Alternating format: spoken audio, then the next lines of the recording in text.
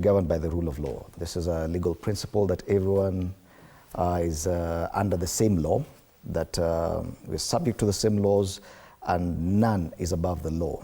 We have on the front page of the Standard a quote by your party leader and the head of state. Says the police service, being an independent institution, can make independent decisions on investigations, prosecutions, and maintain the rule of law. Meanwhile, Inspector General of Police Douglas Kanja is today expected to appear in court and explain the mysterious disappearances of young Kenyans. We've seen a number of people, mainly from even members of the UDA party, saying that these young people abducted themselves. And this has left a lot of questions. When the president says the police should conduct their investigations and take charge of this, according to one of the cartoons, that is throwing the police under the bus, do you agree with that? First and foremost, UDA, the party, has not officially, or rather lend its voice to this particular discussion. And any person out there who actually will speak, they are doing so in their own individual capacity. Because the spokesperson of the UDA party is the Secretary General. And if and when Hassan Omar speaks, then UDA will actually have spoken.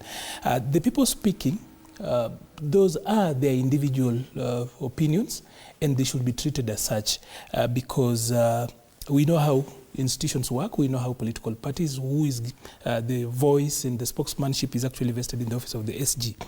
And individuals have got their own rights. But be that as it may, I think the president, when asked and when he spoke about this issue in Homa Bay, he actually committed that he was going to ensure that this particular menace ends. So if the president says that this is a menace and it should end, if the IG of police comes out and says that they do not know what is happening and they are not the ones doing, if an individual comes out and then says that he is defending government, which government? The president has said he's not the one doing it. He's actually committing to deal with it. The IG, that is actually the office that should be dealing with this particular issue, says that they are not the ones doing it and they are looking into it. So if you come out and say, I have come out to defend, you definitely are not speaking for government and competent agencies that should be dealing with that particular issue. You are speaking for the abductors, and probably you should be a very good candidate to actually meet DCI and tell them what you are defending. Otherwise, government has said it's not doing it. Government is saying it's actually investigating. Then you come out and quote in the name of government, you say you are defending. As in, which government are you speaking for and about?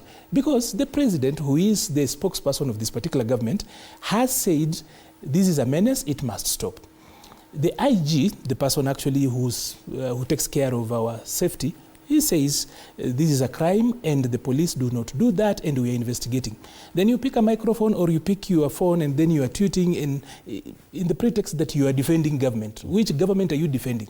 If you were to go to court, and I already have told you as the accused that I did not do it, but then you go out there and you tell the judge that I am the lawyer, I am here to defend the accused.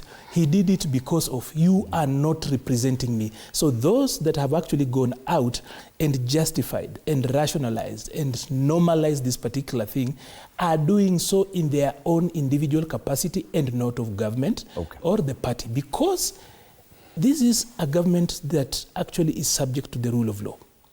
And even as human beings, by the way, when in the previous administrations people normalized, justified, and went ahead to even make it look like it's okay for the abuse of human rights, it actually ended up eating them. And Fred, let me say this, especially for the leaders out there who, for whatever reason, would want to come out and appear like they are justifying this. You know, the rule of law does not just serve the normal mwananchi. The voter is sometimes quite irrational. Voters are not very rational. And the rule of law, a lot of times, actually protects leaders against their own people.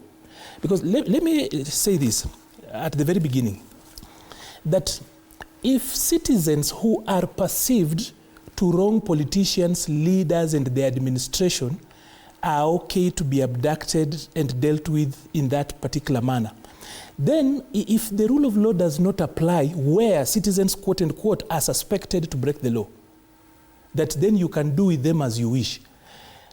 What business do citizens have obeying the rule of law? And I'll say this, that the next time then, that is anarchy, the next time then the citizens feel aggrieved by the leaders, then the citizens will abduct the leaders.